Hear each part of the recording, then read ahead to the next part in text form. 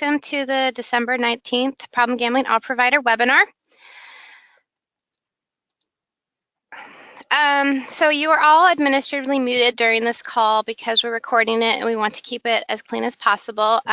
However, you will not most likely be unmuted during this call, and so you will not be allowed to ask questions verbally, but you can chat with us in the chat box that is located in the upper right, probably upper right-hand corner of your screen.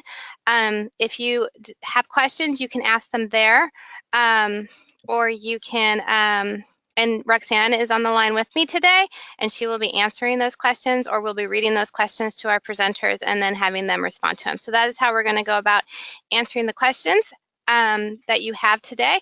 And if you want to remove that bar that might be on the right-hand side of your screen, if you click on the orange button, it'll minimize it in case it might be in your way of seeing the full screen.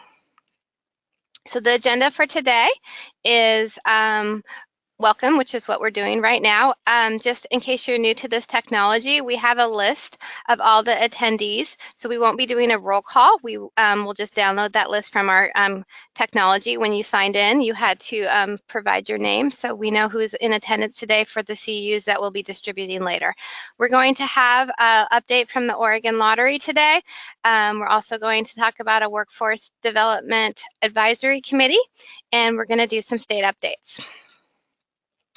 So after this webinar is concluded, we will send out the PowerPoint and any other company documents associated with this webinar today, and the CU certificates will be emailed to you all by probably the end of this week, since this webinar is on a Tuesday instead of a Thursday.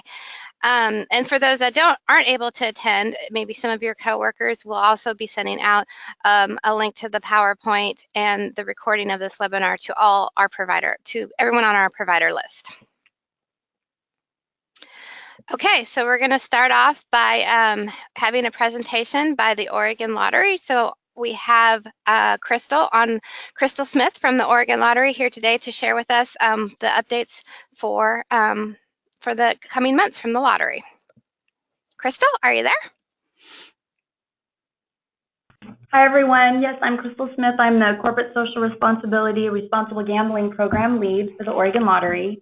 And it's really great to be on the webinar today. I'm really excited. This is my first webinar, and just to be here with you all virtually is a lot of fun for me. So I believe Stacy shared an update on the successful launch of the Responsible Gambling and You video lottery training at the last webinar that I couldn't attend. I just want to give you a little update. Over 4,000 video lottery retailers staff have completed the training as of today. So that's amazing. We're really excited to have those numbers available to us. So, and the commitment of our retailers. But today I'm going to share with you guys some information regarding the newest training we have, and it's our traditional lottery training, responsible gambling training for traditional lottery retailers. Traditional lottery retailers are really locations that are multi-register, grocery stores, convenience stores. Basically, the majority of those stores just sell draw games and scratch tickets, and there's really no video lottery terminals in those locations. So as far as the traditional module, we went to work a few months ago and built out a comprehensive training program that's about 10 minutes long. It's not too long, so it'll keep our staff engaged, the retail staff engaged, and not take up too much of their time. We developed this fun and engaging training module working with an industry consultant who helped us develop all of the content. And we also conducted some focus groups with some pretty high-level retail executives and their staff, which really helped build out the scenarios you will see in the training itself, making it more real for them and relatable, because it's mostly day-to-day activities that they have in their establishments. So we really wanted this training to be designed to educate the staff on how our games really work, and to provide people with some accurate information about responsible and problem gambling resources that are available to them, and really to recognize and kind of take advantage of opportunities to direct people to information that's available to them within their areas. And it's also free and confidential, so we want to make sure that our retailers and our staff know that and can share that with any players. So with that, hey, let's take a look at the module, and I'm keeping my fingers crossed that modern technology works today. and you guys will be able to hear and see the video. If not, we'll provide you guys with a link after the webinar today so you can go out and take a look at the 10-minute video. You guys, Greta or Roxanne, if you could cue the video, that'd be great. Okay, and let me just preference this. If you guys can't hear this video or see it or something, please chat with Roxanne to let us know, because sometimes the technology looks different on our end than it does out there for you. So we might not know it, and since you can't talk, just let us know if it's not coming through.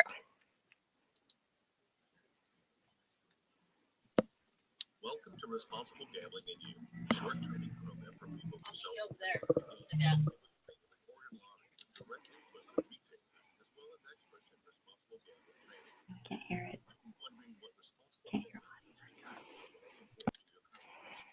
Responsible gambling is an approach that guides how we develop, promote, and sell games like Scratch-Its, Powerball, Organs Game Megabucks, and Keno. Responsible gambling includes having good policies such as age restrictions and line of sight requirements for lottery-to-go vending machines, helping customers understand the odds of winning, people playing within their time and money limits, and perhaps most importantly, responsible gambling simply means that customers are given good. They can't hear it, Greta. Okay. Let me see what I can do.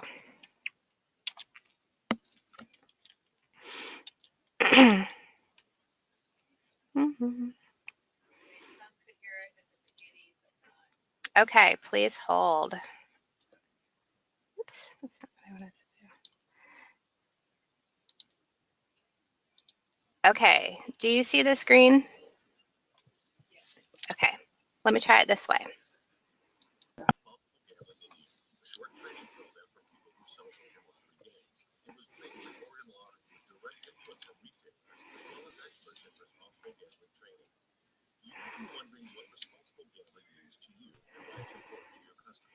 Greta, we can see it, but there's no audio, so. Okay. Oh, so you know what? Let me try out again. I think I know what the problem is. So please hold. Be patient with me. Let me change this.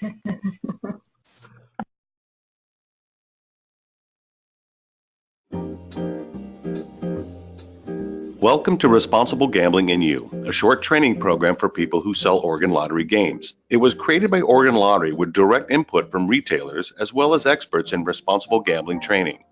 You might be wondering what responsible gambling means to you and why it's important to your customers. Responsible gambling is an approach that guides how we develop, promote, and sell games like Scratch-Its, Powerball, Organs Game Megabucks, and Keno. Responsible gambling includes having good policies such as age restrictions and line of sight requirements for lottery-to-go vending machines, helping customers understand the odds of winning, people playing within their time and money limits, and perhaps most importantly, responsible gambling simply means that customers are given good information about the games so they can decide for themselves how they want to play. So, responsible gambling is many things, but it cannot happen without you. Your daily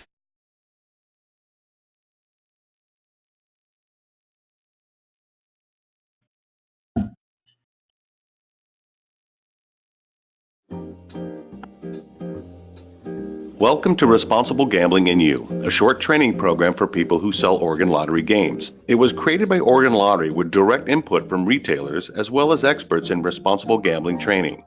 You might be wondering what responsible gambling means to you and why it's important to your customers. Responsible gambling is an approach that guides how we develop, promote, and sell games like Scratch-Its, Powerball, Organs Game Megabucks, and Keno. Responsible gambling includes having good policies such as age restrictions and line of sight requirements for lottery-to-go vending machines, helping customers understand the odds of winning, people playing within their time and money limits, and perhaps most importantly, responsible gambling simply means that customers are given good information about the games so they can decide for themselves how they want to play. So, responsible gambling is many things, but it cannot happen without you. Your daily interaction with customers puts you in an ideal position to promote responsible gambling. And promoting responsible gambling simply means having a conversation.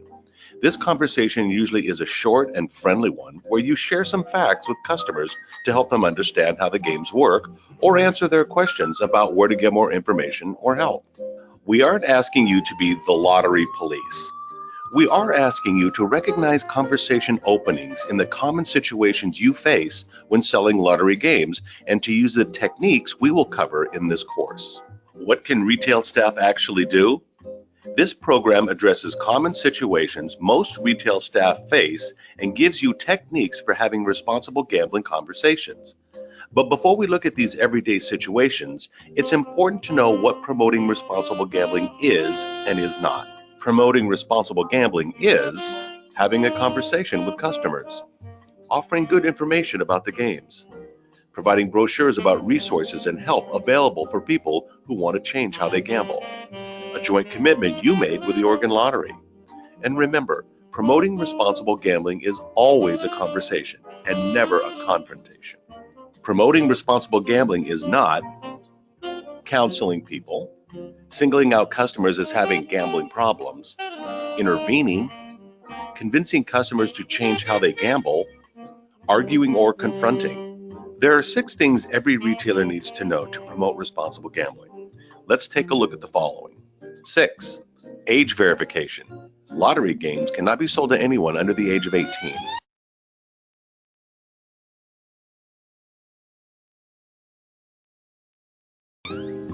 5. Vending. Some retail locations have lottery vending equipment known as a lottery to go. This equipment must be within retailer line of sight and, if necessary, can be remotely disabled to prevent underage customers from purchasing tickets. 4. Oregon Lottery website. OregonLottery.org has additional details on how games work, remaining prizes, gambling myths, and links to problem gambling resources. This website address is on all lottery products and brochures. 3. Game-specific information. Lottery provides every retailer with a variety of displays and brochures that detail how games work. You can find information on game odds for all the lottery jackpot games inside the All Jackpot Games How to Play and the Keno How to Play brochures. It's important that these materials are easily accessible to both players and retail staff. Players can also find odds for individual games on the back of each ticket or in more detail on the lottery website. 2. Information on help for gambling issues. Lottery also provides brochures on resources and help available for people with gambling issues and for people who wish to make changes to their gambling. It's important that these materials are easily accessible to both players and retail staff. These brochures include a helpline number that connects people to free, confidential help for gambling issues. The helpline number, 1-877-MY-LIMIT, is included on all lottery game tickets in addition to being on brochures. 1. Free professional confidential help is available. Perhaps the most important thing to know is that Oregon Lottery revenues fund problem gambling treatment. This means that people who want to quit or change how they gamble, or even people who are affected by someone else's gambling, can access free, confidential, and professional treatment that works. Why promote responsible gambling? Some retailers wonder, if I promote responsible gambling, will I turn off customers or lose business? Many people who have had that concern find out that, in fact, the opposite is most often true. Promoting responsible gambling is good for business. How is that possible? Simply stated, responsible gambling can help us in our shared goal of having lifelong customers playing at levels they enjoy and can afford. When people gamble more than they should, we can actually lose them as customers. Promoting responsible gambling also shows we care about our customers, creates trust with the public, and helps retail staff more easily respond to common situations. Earlier, we said that promoting responsible gambling was simply having good, informative conversations. We're going to spend the next several minutes talking about recognizing the signs that could lead to a responsible gambling conversation and that might be helpful to a customer. Scenario 1, how the games work. Some customers might invite a responsible gambling conversation by telling you directly that they don't really understand how the games work or the odds of winning. These customers might also complain about their losses. In many cases, these are regular customers who will be receptive to your customer service efforts of providing them with good information about how games really work. Look, I bought 50 tickets this weekend and I didn't win anything. The odds say 1 in 5 is a winner. I lost on every single ticket. I should have won something.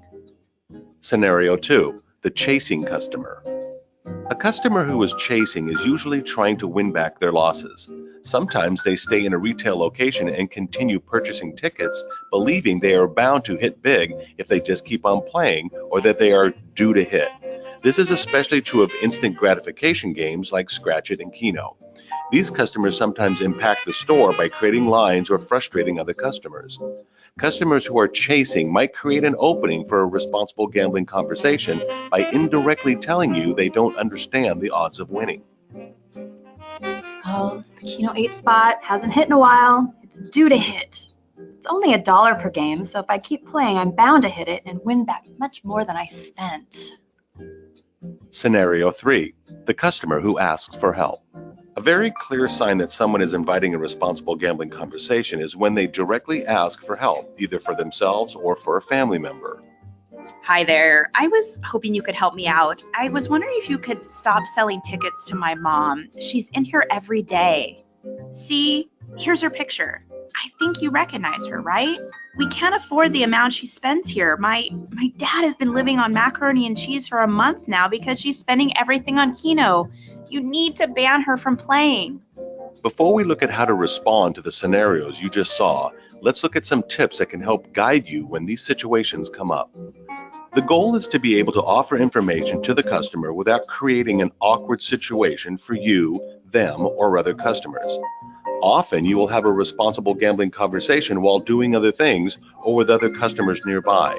This is why it's important for both the How to Play and the Problem Gambling resource brochures to be nearby, and the conversations describing the brochures to be a normal part of a customer's experience in your store. Here are some do's. Be friendly. Keep the conversation brief and have brochures close by. Give honest answers and accurate game information. Be non-judgmental to avoid embarrassing customers.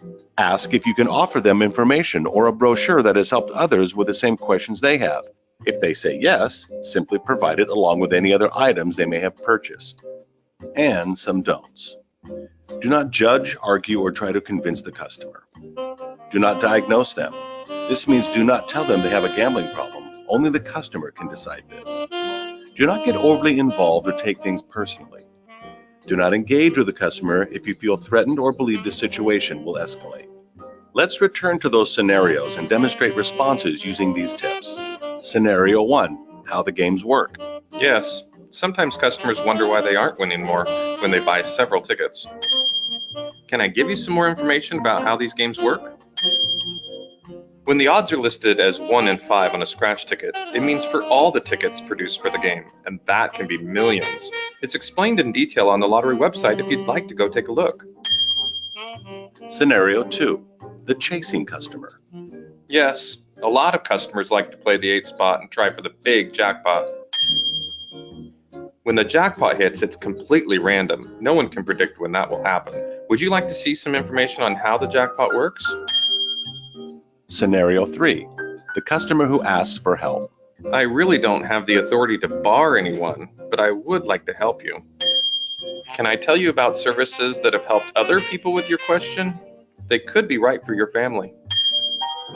Here's a pamphlet for people who are concerned about someone's gambling. There is even help available for family members of people with gambling issues. It's professional, free, and confidential too. Congratulations! You've completed the Responsible Gambling in You program for lottery retailers. We know this information will help you in your day-to-day work promoting responsible gambling with customers. Remember, we can't do it without you. If you ever need more information, you can always find it at the click of a button at www.oregonlottery.org.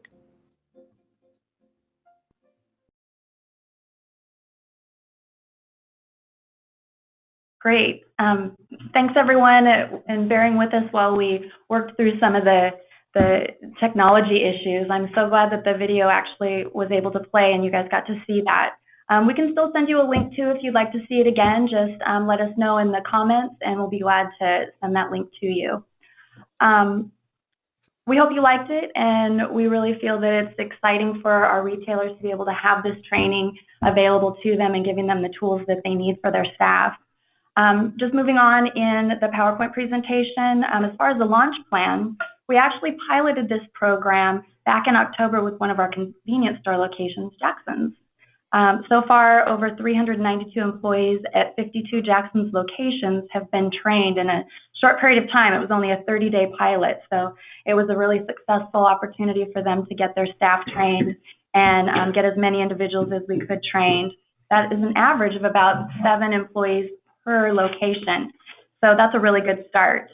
As far as the rollout statewide, our Oregon State Lottery field sales staff will be going out starting in January. And they're going to be promoting the new traditional training at the lottery retailers around the state. So what we're going to do is we're going to give them about 4 months to be able to complete this training, and we feel that's plenty of time to get the retailers trained. The field staff go out every few weeks, so we feel that's a good amount of time to get the retailers trained. If not, we'll go back out and kind of just give them a quick reminder that they need to get their staff trained. There's no pressure. And also, we're all about continuous improvement here at the Oregon Lottery, and we want to keep the momentum of this successful training going. So what we're going to do is we're going to offer some refresher training modules for our own staff, and we're also going to offer some advanced training for our player-facing staff who direct with the public on a day-to-day basis, and that's going to happen early in 2018. We're also going to be developing some refresher training sessions for our video lottery as well as our traditional retailers as we move forward with the program as well. So that's it for me. If you do have any questions, go ahead and put those in the comments, and please feel free to reach out to Stacy or myself. We'll be more than happy to answer any of your questions. We're here to help you if you need it, and have a great day. I'm going to pass this over to Stacy, who's going to talk to you a little bit about our holiday campaign that's out there in the market, as well as some media advertising. So thank you. Hey, Crystal, this is Roxanne. Yeah. We did have a question about the retailer training. Are there going to be any written materials providing the information in the video so retail staff can review the examples provided in the video, or any other curriculum materials? That's a really good question, and we're in the process of converting this training into a little booklet that we'll be able to have in multiple languages that we will be able to hand out to our field sales staff, and they can give those to their retailers as needed. We'll be more than happy to pass that information on to you guys too once it's created. That would be fantastic. Thanks, Crystal. You bet. Okay, thank you, Crystal. I'd just like to also note that the traditional training is available in the video version in Spanish right now. Mm-hmm. So we have that, and much like we did with video, for your question, we're in the process of converting it into a print version so we can reach out in any language that's necessary. This is Stacy Shaw. Thank you for having me. Thanks for your attention on this lead up to the holidays. I wanted to talk to you about our television advertising and our advertising in general to give you an idea of what people will be seeing out in the market in the next few months. I'm going to start with holiday. I would assume that many of you have seen some of this holiday advertising since we're only minutes away from the holiday itself. This has been out for a while, but I want to show it to you today for a really important reason, because we've taken a different approach to how we do responsible gambling messaging than a lot of other lotteries do. I'm going to show you 2 television spots today, one which is specifically for the product itself. It talks about the scratch-its, our holiday scratch-its, and another one that's in the exact same campaign style that gives the responsible gambling message of don't give scratch-its to people under the age of 18. What we've found and think is more effective is if we normalize responsible behaviors by putting them in the exact same campaign language and style as the product advertising itself, because responsible gambling isn't for people who have a problem, it's for all players all the time. So we want to connect very strongly the product with the responsible gambling. It would appear to be more effective than sort of a separate campaign that tells people what not to do. So I want you to see what I mean by that. So we'll be showing you these 2 spots in a row if technology allows. And then I will talk to you about how we do this with other products. So we can start there. There we go. Today we're preparing a special holiday treat. Using an oven-safe bowl, grab 2 Snow Cash Scratchets, a dozen of the Happy Holidays, woo, and a Winter Riches. To spice things up, let's pop that in the oven. Hey! Oh my heavens! Give holiday scratches a fun festive treat from the Oregon Lottery. Lottery games are based on chance and should be played for entertainment only, not investment purposes.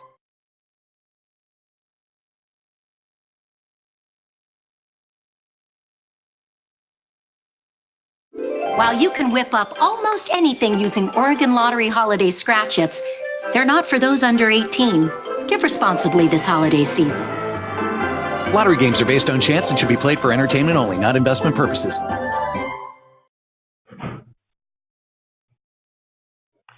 Okay, so thank you very much, and the technology is flawless, so that's great. So what you see here is we run a rotation, and we usually run the responsible gambling message every third time. Every 3 to 5 times, depending what the campaign is, and in the same rotation on the same channels as the product. So that's an approach we've been taking. So we can move to the next slide to give you an overview of what's going to be out in the market and that people will be viewing in the next 6 months. Very soon you will be seeing things for our annual St. Patrick's Day raffle that will likely not have any television. That is just in-store advertising, and that runs through February. We will be launching a new, what we call family of games, which is themed scratchets in a variety of price points. That will be launching in December and be in the market through June. That will also not have television advertising associated with it. It'll be in-store primarily and some digital advertising. Video lottery, we will be bringing video lottery advertising back in February, and that will run through June. At the same time we bring back video lottery, we will be bringing back a companion piece, much like you saw with the scratches, that is responsible gambling messaging about, in the same campaign style, about playing responsibly with our games. So that will run at the same time. I believe that runs at a 1-to-4 ratio. And then at the same time, we also run responsible gambling advertising that is separate. We're just finishing up a new spot that we shot about actually using the terminals to keep track of your time and to use to display your money as dollars instead of credits, which are very real tools people can use right now to track their spending. So that's a responsible gambling message that is for all players all the time. And we'll be running that at the same time these other things are running. And then we also run a very heavy schedule of both broadcast digital on driving people to OPGR for help. And those are most recently have been the 15-second spots that you've seen. We've shown them before. I think we showed them at the last meeting. We call them kinetic type, but they are a voiceover and type saying the same thing. So they work even when sound doesn't display. And we have a very extensive digital support for this as well, driving people to the website using a variety of ads that we test and optimize for results over time.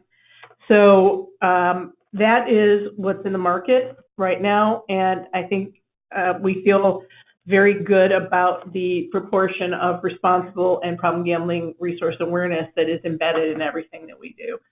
So with that, unless there are questions, and I don't have my glasses on so I can't see, Roxanne, interrupt if there are, but I'm going to pass this over to Thais to talk about our digital activity.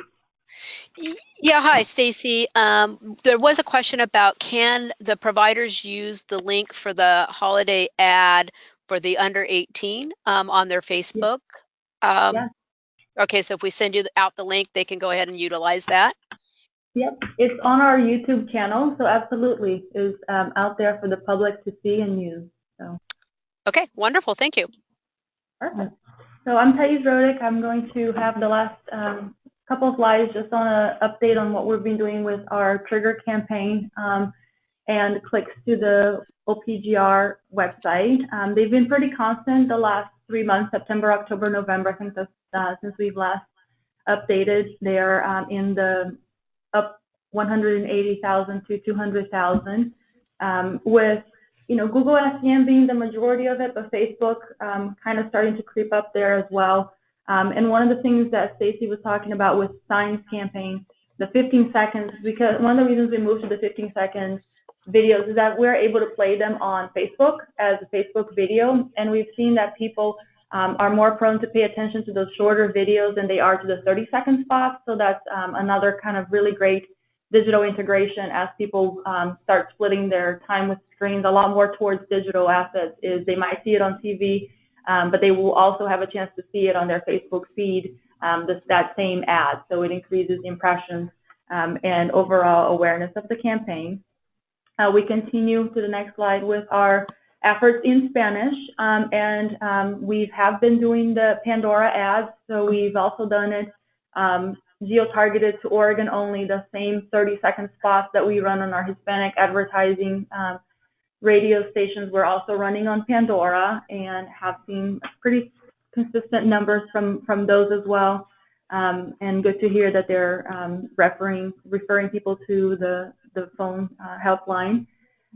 It's a little bit harder to get, and we're in the process of getting updated materials. If you see some of those spikes in clicks or hits is when we update new materials. And one of the things that we want to do with the 15-second signs is we want to produce a version in Spanish. We want to transcreate one of the most recent spots that we're going to start airing here in January. And from that, we want to derive digital assets that are companion, that have the same look and feel, so that we can run on the Spanish language digital media, so that we can increase awareness as well.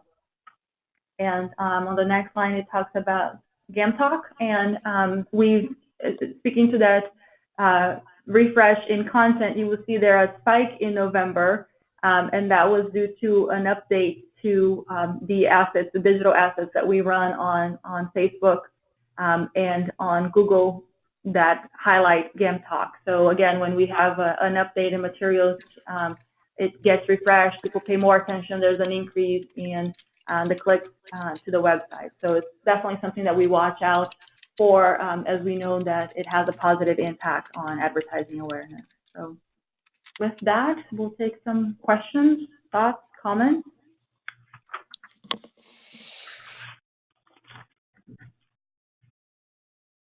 Nope. Roxanne? Sorry. Hi, this is Roxanne. I did have a question come in about the holiday video, actually. They said they're great. How are they? Their questions related to other media sources playing it besides cable. So they saw the holiday ad on a PlayStation View that did not have the verbal warning on the end about the game should be played for entertainment only, based on chance, etc.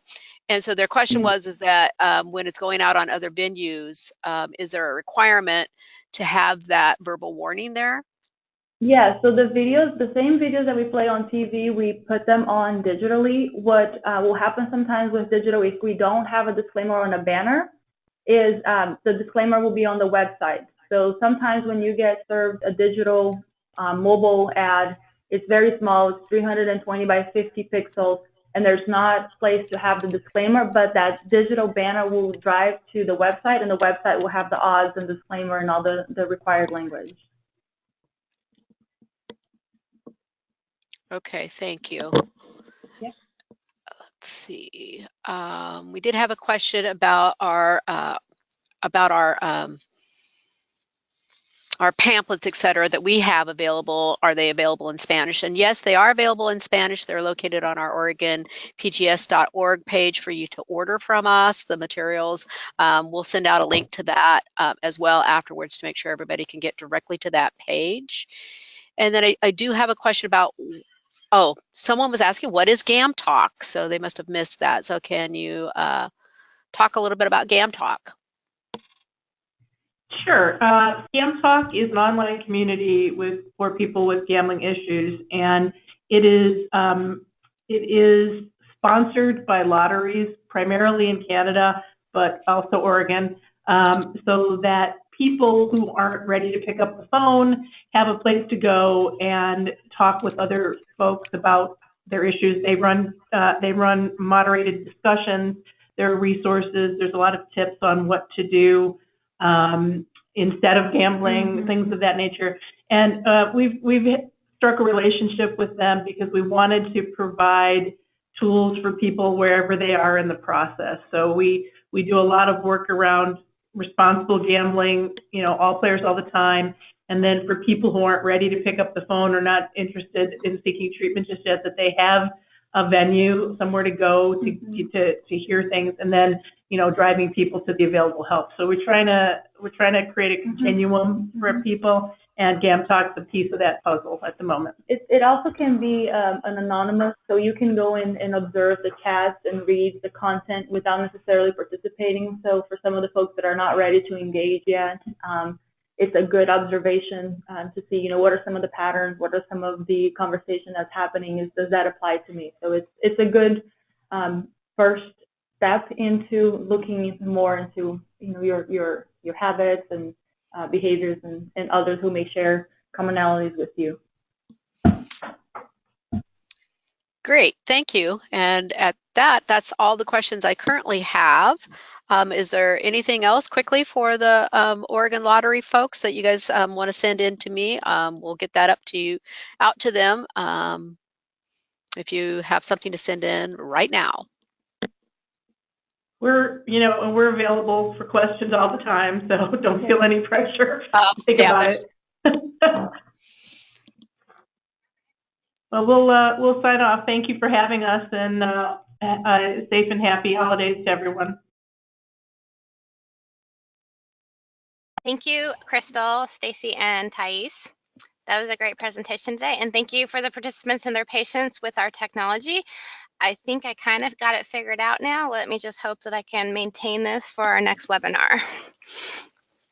All right, so we'll continue on, but like the Roxanne said in the lottery, if you have any questions about what you've seen today, don't ever hesitate to send those to Roxanne and myself, and we can get in contact with our lottery representatives to get you answers.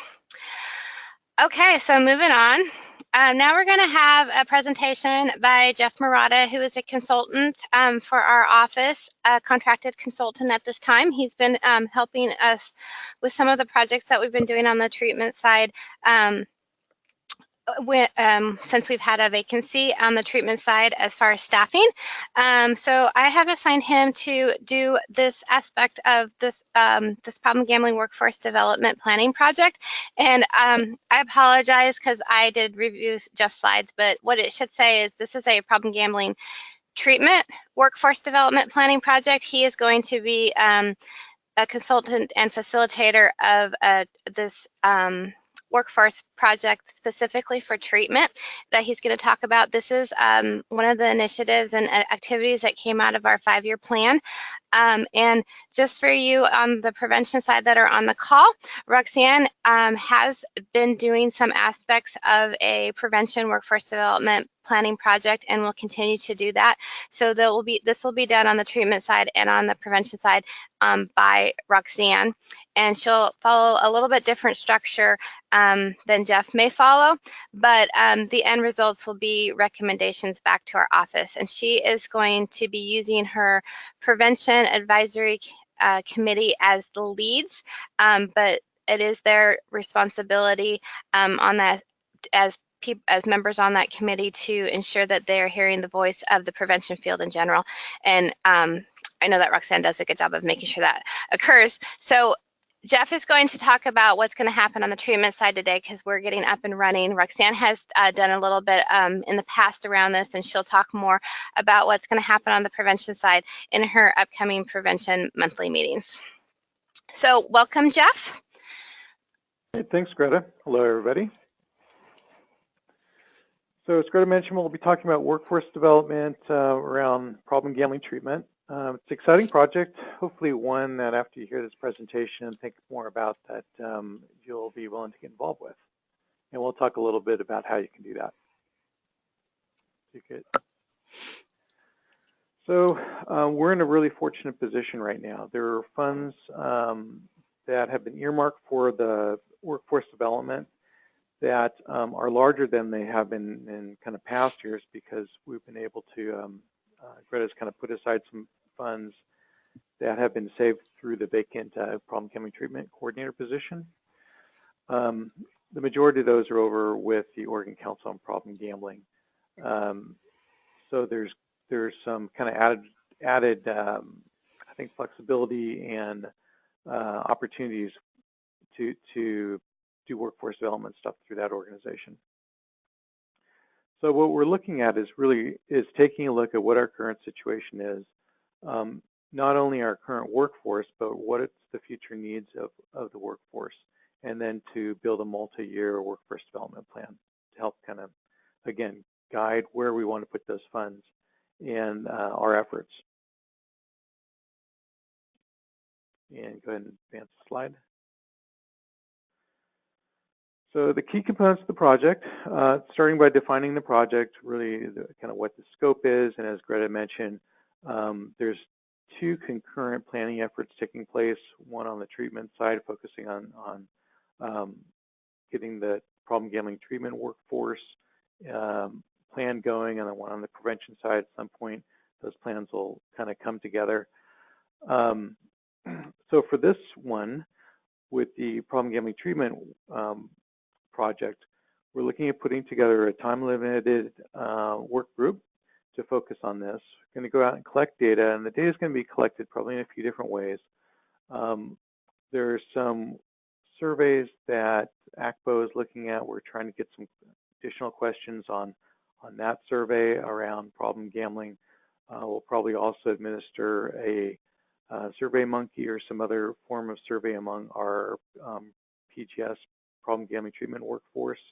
And then we're going out and we're talking to people.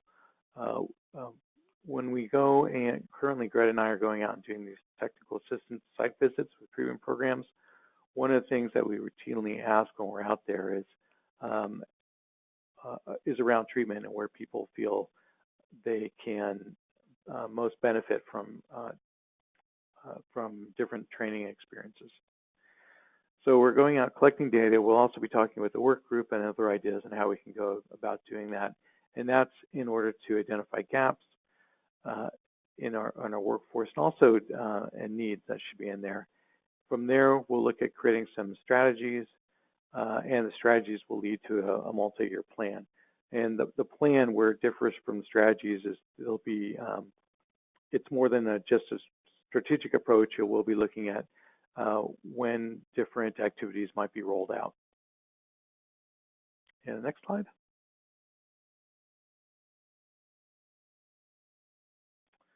So the committee, what we're looking at is a committee that's going to meet once a month for 90 minutes for the next 6 months, beginning in January. We're going to have these meetings in person. I'm not exactly sure where at this point. Greta, do you have an idea where those will be? I do not. They will probably occur in the Salem or between Salem and Portland area. Oh, yeah, perhaps with the, okay. And then we'll provide teleconference or some call-in or webinar opportunities when we have those as well. Everybody's welcome to participate in these. And if you want to join this committee or participate in another way, please contact Greta by January 15th, and we're putting together a list to determine kind of level of interest and kind of where to move forward from there regarding the composition of this group. Again, everybody's going to be welcome to participate. It's just not kind of clear with the size of the kind of the steering group, if you will. And that's where we are with that, if there's any questions. So I just wanted to chime in about this a little bit. First, I just wanted to make sure that everybody understands that we're setting up these meetings to be a webinar and conference call because we don't want to put any barriers up for people in the rural areas or people that are not in the local Willamette Valley area that can easily travel here for meetings to not participate. It's really important to us to have a voice from all the different aspects of that make up our system. And I also wanted to talk just a little bit about the workforce development grant that we have with the Oregon Council on Problem Gambling. And one of the reasons that I had asked Jeff to facilitate this process is because he is also a board member of the Oregon Council on Problem Gambling. So I thought it was also a good fit because one of the council's directives is to ensure that workforce development for problem gambling in our system occurs within our state. So some of the things that our grant funds, our workforce development grant with the council funds, is our ongoing Lewis and Clark pre-certification courses each year, the conferences that we either collaborate with Evergreen or coordinate on our own, usually on a yearly basis. You may have heard that on the treatment side, we have program development consultants. We have program development consultants come out of that grant, and that pays for their services as consultants to help us with our system. Roxanne is currently using our workforce development grant to contract with the consultant who's helping her with her community readiness assessment that she'll talk about a little bit later on in this webinar. So we use our workforce development grant. We've had it in place for I think over 10 years, and it allows us to get things accomplished at a faster pace here than in our office allows us to do, because we don't have to do contracting through the contracting system of the state. We can pay people much easier. So we use that workforce development grant and the council to pretty much expedite the things that we're doing here on at a speedier version. What we'll be looking at, recommendations from this committee on the treatment and prevention side, is what additional training should we be offering with this additional accumulation of money that we have? What trainings do we need to see ongoing for those in our field? And is the allocation that we provide on a biennial basis to the council for workforce development sufficient, or do we need to increase it in the coming years to ensure that we are providing the workforce development services that need to be provided to those in our field? So that's just a brief overview for the prevention and the treatment side to have a better understanding of our workforce development grant, how appreciative we are of it, and how it functions for us. So Roxanne, were there any questions? No, there's no questions at this time. Okay, so if you're interested in being part of this committee on the treatment side, please send me an email to let me know so we can put an email list together. Jeff and I will be working on setting up a training calendar as far as the meeting, or not training calendar, a meeting calendar as far as the dates over the next 6 months, because maybe that will allow people give people more information to see if they're available to participate in this group.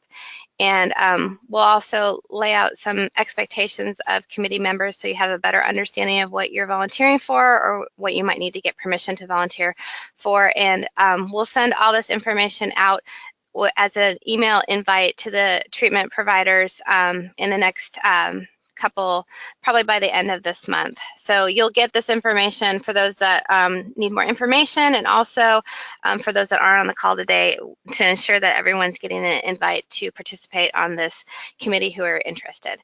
So this was just a general quick overview today to get you thinking about this and whether you want to participate. Anything else, Jeff? Nope, I think that covers it. We're looking forward to having you contact Greta, because we'll need some members to do the job that's ahead of us. Great, thank you, Jeff.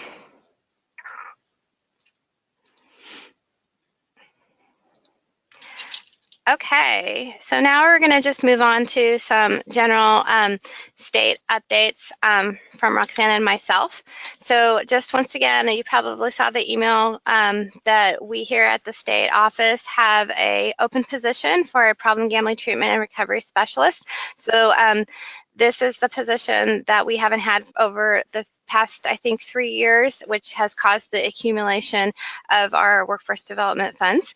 But we are now going to be able to fill this position, and it's currently posted and closes on December 31st. And so if you are interested in this position or know someone else who might be, or just would like to help us spread the word, please do so. You can find more information about the recruitment and the application process on the link provided on the slide. I just wanted to share with everyone, just to make sure that you're aware that we have a Focus on the Future conference coming up in the end of April, 1st of May. So once again, this year we are collaborating with the Evergreen Council on Problem Gambling with their Focus on the Future conference that will be occurring at the Heathman Lodge in Vancouver, Washington.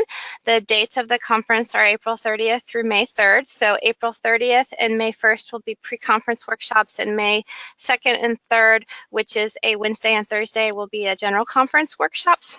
Currently, the conference committee has put out a call for presentations, has reviewed those presentations, and is in the process of drafting acceptance emails or letters and following up on additional questions that we may have. So we are in the process of putting together the conference agenda. Registration is probably going to open up, I would probably say, in early February. Right now, if you go to the webpage listed on the slide, there isn't a whole lot of information on that webpage except for the dates. But keep your eye on it, because I'm sure stuff will continue to be placed on that webpage. And once registration opens, we will have more information on subsidies available for registration, lodging, travel, and different things that we have to offer for those agencies that do not pay for the training or do not have the funding in their budgets for this training and you still like to go, or for those providers, clinicians and prevention coordinators and whatnot that would like to, they have to pay on their own, but would like to have some subsidy help and assistance to get there. So just keep an eye out. We'll keep you informed via email on what we have to offer and when that registration for that conference opens, and when you can then view what actual content is going to be part of that conference. Whoops. Okay, so I just wanted to let you know that the next PGS All Provider webinar will be Thursday, March 15th. Registration is always open for those for these webinars, so you can register in advance if you would like to. Once again, these webinars occur every quarter, and we have just recently updated our 2018 training calendar, so now you can see all the monthly prevention and treatment calls and all the different webinars that are available in the upcoming 2008, and how to register or the login information. So that is a great resource for you to review and to get anything that you're interested in attending put on your calendar early, so that you don't schedule over things that you want to be available for.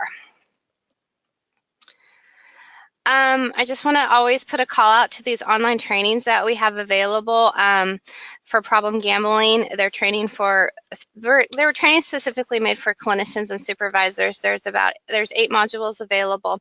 On the slide, it covers the different areas, but if you go to the website to register for these courses, it does lay out which of these trainings would be useful to what population of an audience. And some of these are very useful and informative, even for those working in our prevention field. And important things for you to know on the treatment side, even though that's not the side that you necessarily work on, but things to understand about the treatment side and the clients that we are working with.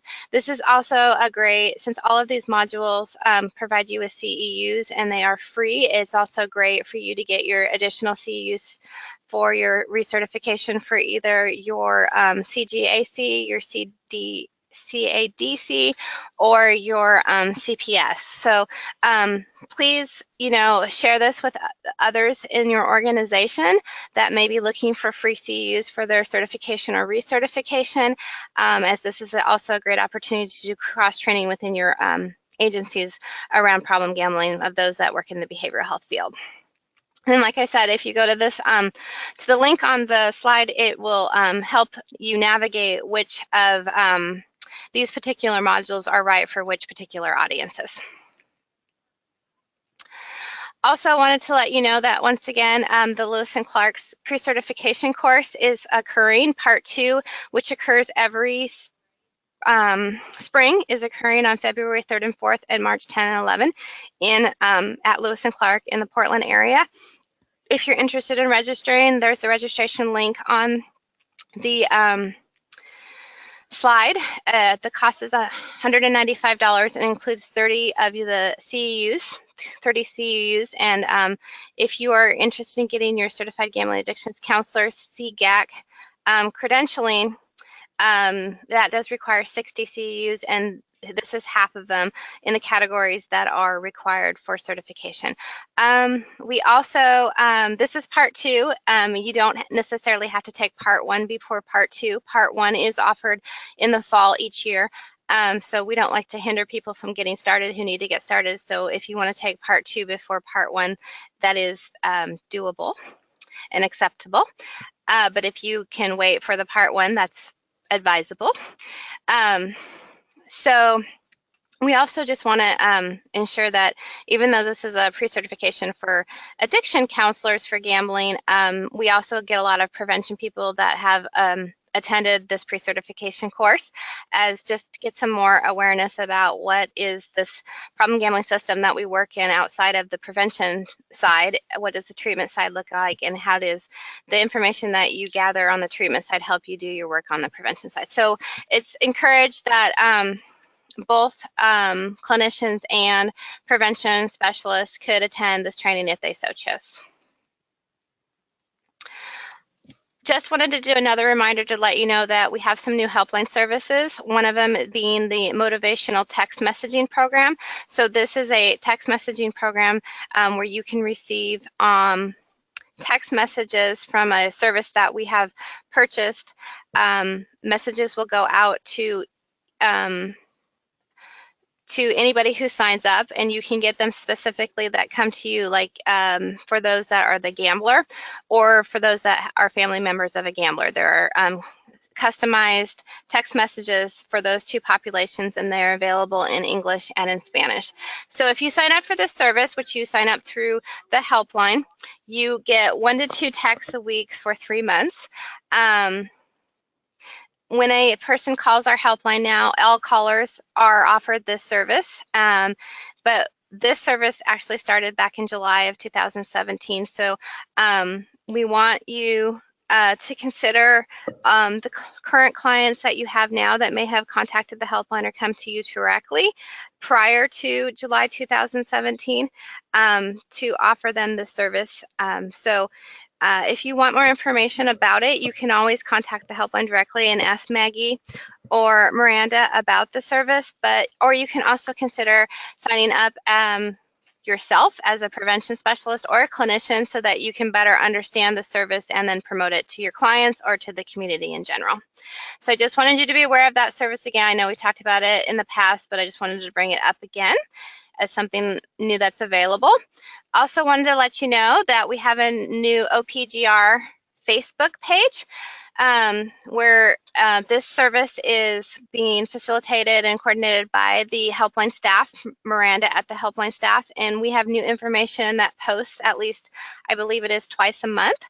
So we encourage you, if you're a Facebook user, to like us on OPGR Facebook. And so I just want to let you know that this new service is available. This will be a great service for us because in the past, when the lottery was advertising on Facebook, in order to advertise on Facebook, you had to have a Facebook business profile, and OPGR didn't have one, so all of our advertisements were linked to the lottery Facebook page and the lottery's logo. So now all of our upcoming advertisement on Facebook will have the OPGR logo and be branded with OPGR instead of the lottery. So we think that's a really good advancement and change. So we're looking forward to that and seeing how the data may stay the same or change on the clicks that are made off of Facebook that Thais was talking about earlier in this webinar. So that is all I have for the general state update. So now I'm going to turn it over to Roxanne for her prevention state updates. Great. Thank you, Greta. So wanted to start off with that currently we are in the process of wrapping up a problem gambling prevention and outreach awareness grants that went out to our prevention providers that participated. We had 17 programs apply and were funded to do an awareness and outreach project with the adult population, and those are ending the end of December, and so we will have final reports coming in on those.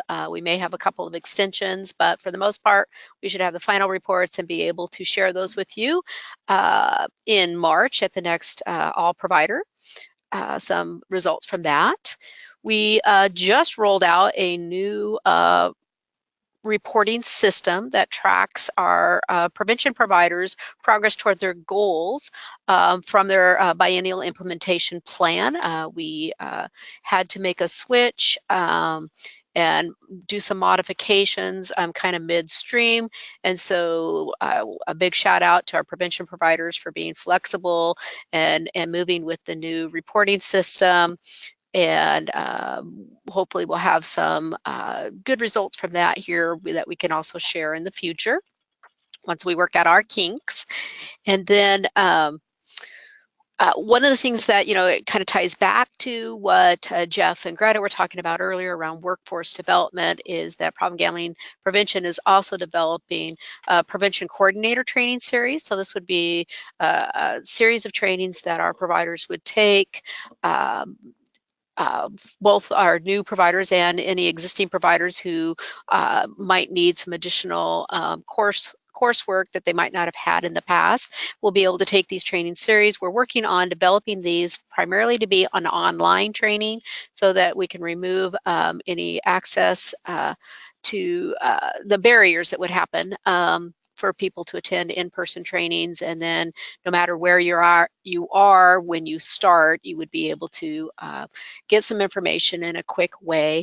The other piece of our own workforce development that we are working on is our Problem Gambling Prevention Advisory Council has been talking about what are the needs. We are going to be putting out a survey out to our prevention providers as well to gather additional feedback to determine what things beyond the prevention training series that we need, and to also ensure that we are staying up to date and bringing new things forward. So we will have a survey going out probably in January or potentially February where we'll be pulling in some additional feedback into what we'll be needing around workforce development. And we're always happy to have any information shared with us. Many of you get the opportunity to go to some phenomenal trainings, and there may be something that you feel that we should be bringing here. And so sharing that information with us either via email, phone call, etc., or when we do a survey would be greatly appreciated. So next slide. The other thing that we're doing that is along the lines of we're working with our workforce development piece. We do have a consultant that was with Sunshine Consulting that is working with us to roll out a community readiness assessment. So we put out an opportunity for our providers, our prevention providers, to apply for some additional funding to conduct a community readiness assessment, which will assess their individual communities at large. So we're defining the defining the community at large, as well as their leadership around the readiness to address problem gambling and their awareness level of the resources that are available. The readiness assessment findings will also provide guidance for the biennial planning that our prevention providers are required to do for the next 2019-21 biennium. And so this opportunity to apply for these funds will also help our providers come up with a baseline of how do we measure that the awareness activities that we're doing in our community are making a difference, that awareness is growing and increasing, that gambling is an activity that carries risk, and that folks are aware that the resources are there. So this readiness assessment will give those providers that participate a baseline so that they in the future can measure, which is a very positive thing. The other project that we have underway is we've been working on a positive community norm communication program for problem gambling to increase awareness.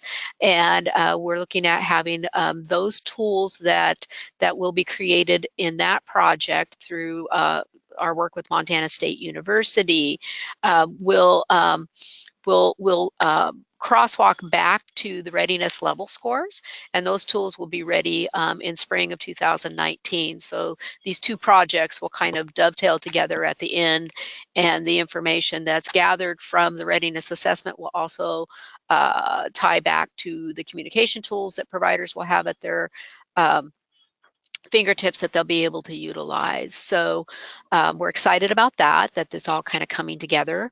And additionally, the hope is that it will kind of provide us a 3,000-foot view of the readiness level at the state level. Depending on how many providers apply and participate, we certainly will be able to map that out and kind of look at what are the needs at the state level, so that when we're developing resources, we're looking at that to ensure that it's really the resources that are developed are what is needed to help move the community awareness forward. So for those projects, the letters of intent are due back from our prevention providers by January 15th. They also have to include the proposed budget, and then we will be rolling that out, and there'll be some trainings that will be happening for our providers in the tool, and then also how at the end, how do we bring this all back together. So this is exciting, and we'll have more information about that as it becomes available. So next slide. Our training opportunities that we have coming up in 2018 that are at least already determined is that we will be offering a prevention ethics class on March 26th from 9 to 4 in Eugene. Registration information will be released soon. It's almost ready to go out, but we'll have that ready. It will be added to our training calendar, and we'll also send that out via email. Through our Positive Community Norms campaign, there will be quarterly webinars with Montana State University. The next webinar is scheduled for January 4th from 10 to 11, and the link is on our training calendar, but we'll be sending that out as well. The additional quarterly Positive Community Norm webinar schedule is coming soon. We do have one scheduled for March, but I don't have the topic yet, so we'll be adding that as soon as we've defined the topic. And for these trainings, CEUs are provided for all those that attend and participate in either the face-to-face training or the webinars. So that is our state prevention training opportunities update as of now. And I believe that's all I had, but I want to double check there, Greta, by going forward. Yep, that's it for prevention. Thank you, Roxanne. If there's any questions, we'll just ask them all at the end around prevention and treatment. So now we'll just move on to some of the treatment system specific updates. So I just wanted to let everyone know, just like I mentioned in the training calendar, which lays out all the different opportunities for 2008 that we have currently determined. There is an assortment of different opportunities available to our treatment system providers. In the coming year, we're continuing to do our family therapy learning sessions and forums, and those dates are provided for you. They happen quarterly, and we're also continuing with the advanced families therapy discussions around problem gambling treatment that was requested from our family therapy learning session. And so those advanced families discussions occur on a quarterly basis too, and those dates are provided to you. And then we also have case training with Chris Anderson that occurs monthly through August of next year and available to you. So all of these training opportunities provide you with CEUs if you're interested in that, and they are also all recorded if you cannot attend and you want to listen to the recording to see what you missed. I will tell you that some of them may not have been recorded because we might have forgotten to push the recording button, but the intent is that they would all be recorded. So there are a few out there on the OPGR website, or Oregon PGS website, sorry, my bad. On the Oregon PGS website, you can find recordings or at least the handouts from these different training opportunities. Just wanted to put another shout out about this clinical strategies for addressing the personal finances of problem gamblers and treatment training that we have on January 19th, an in-person training in Newport, Oregon.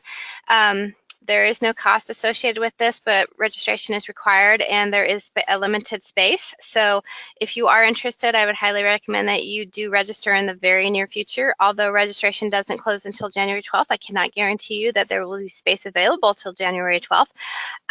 We're really excited to have Brian Farr come and talk about finances. He is a trainer that our system used to call upon a lot in years ago, and he kind of went into semi-retirement and then he's kind of come out. So we're very excited to have the opportunity to bring him in for a training again. It will be a fresh voice and look. He has a very unique background as a clinician, a behavioral health clinician, has worked in the problem gambling field, and also prior to that, his clinical work, he was actually in the world of finances. So he brings a very unique perspective around this. And this is one of the, and finances, financial planning, things like that is one of the focal areas that we're trying to bring trainers in to help inform and educate and help our clinicians become more knowledgeable about the finances around the problem gamblers. So we're really excited about that. Just wanted to make a call out that we have a January treatment call. Remember that we don't have prevention and treatment monthly calls when we have a all provider webinar, so we did not have those in December, but we start up again in January. So January 3rd is our next treatment call. Agenda will be sent out in the probably early next or at the end of this week, and I think we're going to have some guest presenters from Bridgeway Recovery talking about some money barrier strategies that they have come across. So that is really excited, and just wanted to also let you know that we have new GoToMeeting technology that here in our office, so we can now record our treatment calls just like we do these all provider webinars, and we'll post those recordings on our Oregon PGS website. So if you aren't able to attend a prevention or a monthly treatment call, you can listen to those recordings off of our webpage. And last for today, I just wanted to briefly talk about crisis intervention teams and collaboration. And one of my reasons for this is if you're not familiar with CIT, it's really about improving responses to people in crisis, and it's within our communities.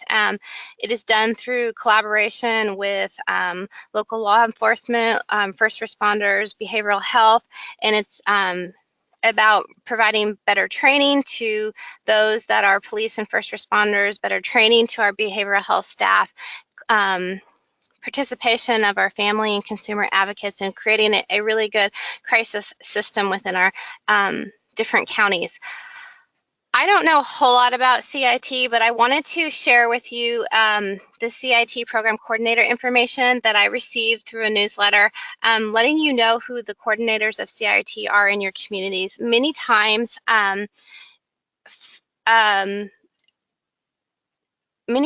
in your communities, if you work for a county entity, your health and human services director or people within, or management administration within those areas are sitting on your CIT response team or your CIT planning committee.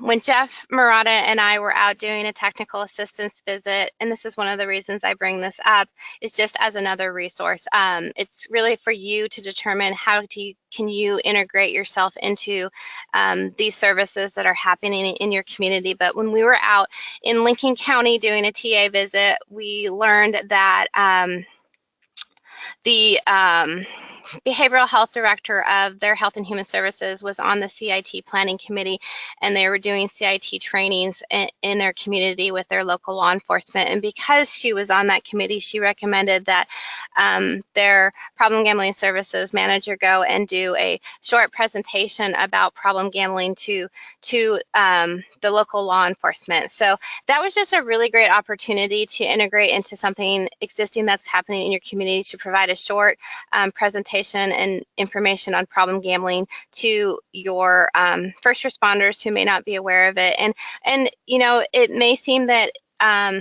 problem gambling might not be the best fit for crisis intervention, but we do know that we have our gamblers that do have crises and can be suicidal.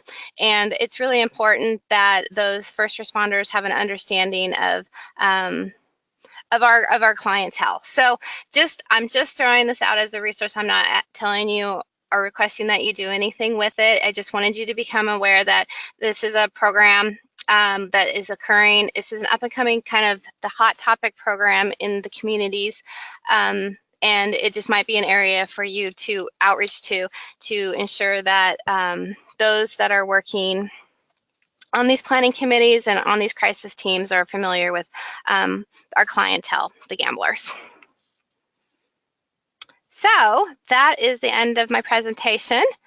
Or our presentation. Sorry, Roxanne, I just cut you out there. Is there any questions for anybody? I'm not seeing any questions right now that have come in.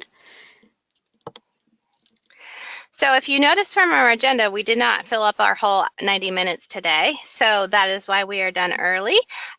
So if there isn't any other questions from anybody, then I think that Roxanne and I have completed our webinar for today.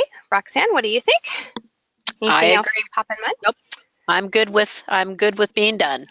All right, so we just want to wish you a very happy holiday season, and hopefully if you're traveling, you have safe travels, and we hope to hear your voices back here early next year. So we will let you go for the day, and you hopefully will have a little bit of free time. We didn't finish up too early, but we got you 10 minutes done 10 minutes early, so 10 minutes of free time for you. So once again, thank you for attending today, and we look forward to hearing and seeing you all in 2018. Bye.